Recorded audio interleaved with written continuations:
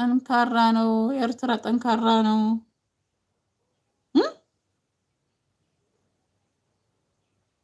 ልባም ሴት ነሽ የኔ ጀግና። አመሰግናለሁ። ሲጀመር እኔ ያለሁበት ቤት ልብስም አይሰጡም። አላሁ ሙስተዓን።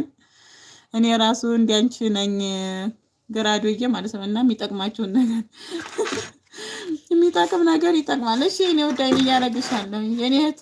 አው ወለየውም እንደዛው ነች። ራሷ ተገዝታ ነው የምትጠቀመው።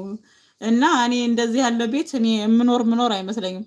እውነቴ ነው የምላችሁ። ሻምፑ ልክ ከኢትዮጵያ ይዤ የሄድኩት ሻምፑ እና ቅባት 6 ወር አስጠቅሞኛ እንዴ። ልክ ከ6 ወር በኋላ ግዢልኝ ስላት ፈቱራ ይዛልኝ መጣች። የት? ዱባይ ውስጥ ገጠር ውስጥ ነው ፎጀራ የሚባል ሀገር።